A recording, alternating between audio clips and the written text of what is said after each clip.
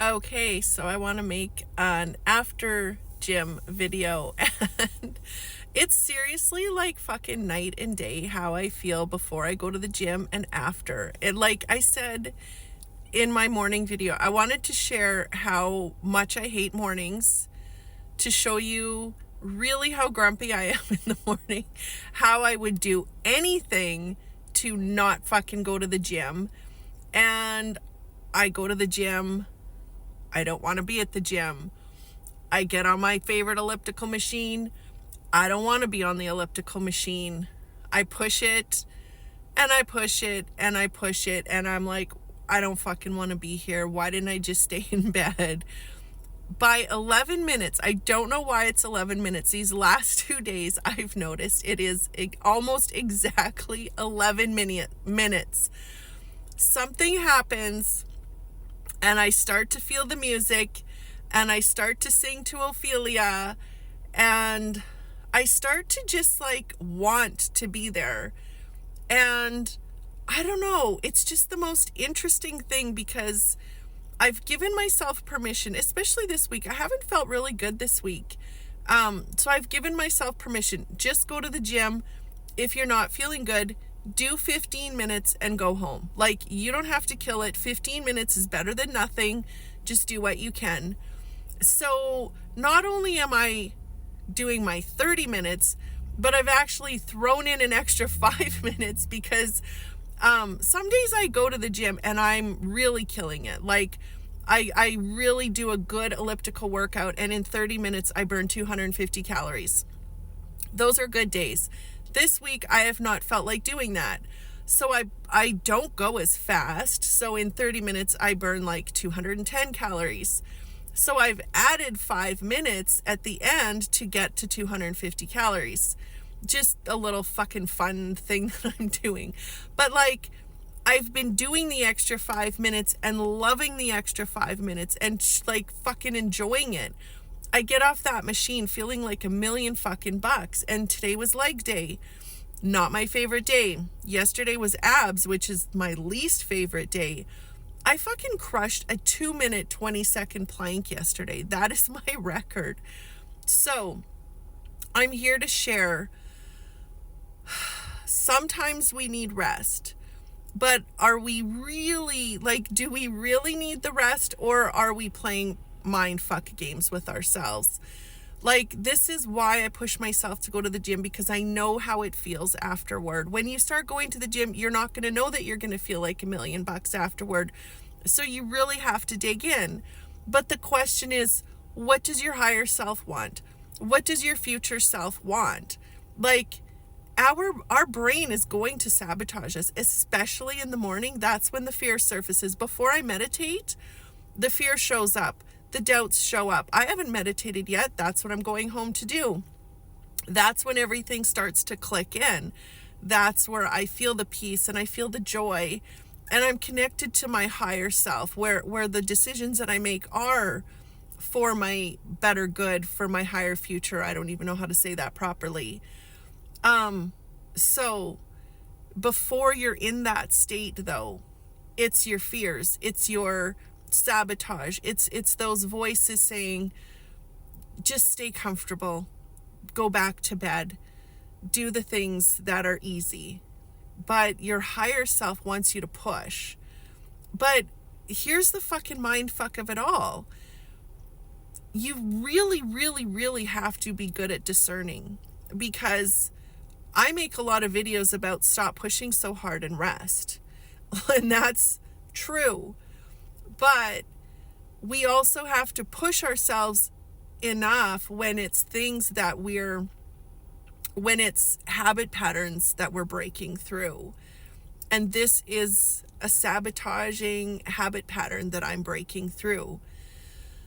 So again, this is like, really know your body, know your limits, push past them if you can. But sometimes, like I said, we need to put it all down and just rest. So I'm not here to tell you what to do. I'm here to tell you how to listen and how the sabotage kicks in. and how I look before I go to the gym and how I fucking feel after I'm done at the gym. I feel like a fucking rock star. I usually go home and have some kind of a dance party, or I go for a drive and have a dance party. I talk to my beautiful friend Shauna, and I'm like woo-hooing because life is so fucking great and I feel so good. You know, when I was sick, like before I got sick, I was fucking, like when I left my marriage, I guess we'll back up. When I left my marriage, I was very overweight. I was very overweight. And when I knew I was leaving my marriage, I started like fucking walking nonstop because I just didn't want to be in the house anymore. And I just needed to deal with my emotions. So I started walking. Then I started running. And then I joined the gym. But you know, and I got into super fucking great shape. Like I was, you know, I ran a Spartan. I was training for the Spartan Trifecta, which is 3 in a year. I was training for a mountain relay. Like I was in fucking top shape. That was what, 9-10 years ago. But it was an addiction. That was my addiction of choice, is I was addicted to exercise because I didn't want to feel. So I worked through a lot of that through the years, but it was me getting sick that actually helped me the most work through that, because God knew that the best way to plant me was to give me cancer. And I'm not saying God gives us cancer and fucking zaps us in a mean kind of way. No, I feel like we go through challenges to fucking prune us. And I wouldn't wish cancer on my worst enemy, but I also know that when it shows up and it happens, we get to see the beauty in it. Not right away. I'm not a fucking saint, but I knew exactly what was happening the second I was diagnosed. I didn't want it. I didn't accept it. It took me a while, but I knew. I was like, holy fuck, God's not fucking around here anymore. I need to work through these addictions and this crazy shit that I keep doing in my life. I keep running from everything that I know is good for me. So this is about, like I said, what is best for your future self. And, you know, when I was sick, okay, so I guess what I was talking about. So I got sick. I was killing it at the gym. And then I made a post one day about what a motherfucking rock star I was, because I did these workout classes after I had chemo. I can't remember if it was the same day or not. And I fucking thought, I am the fucking shit. I am the queen. And I fucking collapsed in my living room and couldn't get up for I don't know how many hours. And that was the end of my working out. I knew that I had to rest and take care of my body, and my body did not want exercise at that time. So, through my breast cancer journey, I actually bought myself an elliptical machine, and I used it 5 minutes a day. And those 5 minutes got the endorphins running, and I could feel so fucking shitty. And I would go on that machine for 5 minutes and I would feel hopeful again, like I wanted to live. It was really healing for me. So it's not just about the exercise for your body. It's for your mind. It's for your heart. It's for your spirit. There's just so many benefits to exercising. You may really not be a gym person. Don't go to the gym then. Find something you love. Ride a bike. Go for a walk. Like, you know, everybody's going to have a different passion. And so I'm never here to tell people what to do, but what I'm here to share is find what makes you feel good.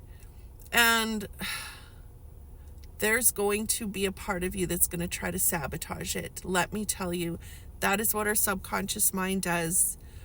It wants us to believe that we are safe and comfortable in what we know, feeling like shit. Literally, we have a part of our brain that is trying to keep us caged in what we learned as children, how our parents enjoyed their lives.